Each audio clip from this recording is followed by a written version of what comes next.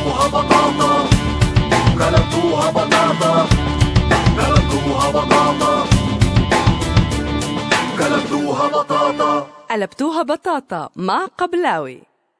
موضوع كان يبين لي اشي طبيعي، وبس وصلت جيل المراهقة فصرت اشوف حياة صحابي وصحباتي وفهمت انه في اشي غلط، وساعتها شكيت بمعاملة اهلي لإلي.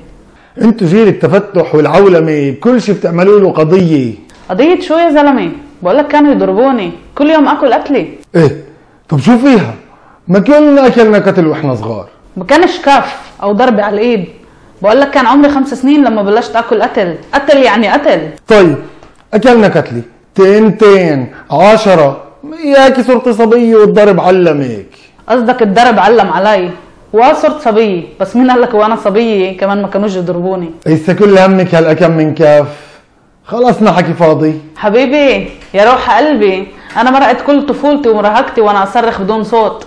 كان نفسي احكي لامي تفاصيل حياتي، شو بحس، شو بمرق، ليش انا زعلانه، ليش مبسوطه، بس ما كانتش تقبل تسمع، ويا ريت كانت تقول لي بديش اسمعك، كانت حتى تحسسني اني مش موجوده. يعني انت شو مفكر الاهل؟ فاضيين، مشاغل ومشاكل وهم وكرف ودفع وازمات وضغط، مفكر يعني بدهم يستغنوا عن كل هذا ويتركوه ويقعدوا يسمعوكي؟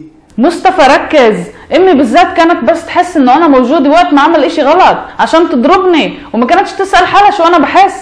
سنين وولا مره سالت شو انا بحس. خيتا اليسا مش المفروض فيها تحس فيكي، بكفي انها خلفتك وشبعتك. لا بكفيش انها تخليني اشبع وانا جوعانه الها من جوا. بتعرف شو، انا مرات كنت قبل ما انام ادعي عليها، كنت اقول يا رب اصحى وتكون ميته.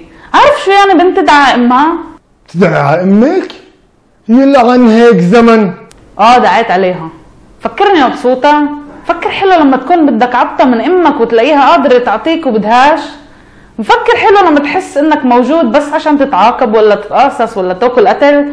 مفكر سهل ان كل اصحابك بيحكوا ليل ونهار عن اهلن وانت تخاف تحكي عشان ما تبينش كذاب.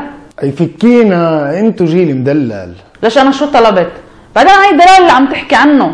انا بالاخر بعد ما فقدت الامل منهن ومنها كمان بالذات هربت من البيت. اي والله انت لازم تنطخي 10 في العيله.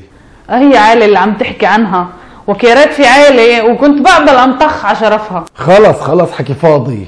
وين هربتي دخلك؟ طلعت ادور على حدا يسمعني. ولقيتي يا ماما حدا يسمعك؟ تتمسخرش، لقيت كتير بس كل حدا كان بده يسمعني كان بده مقابل.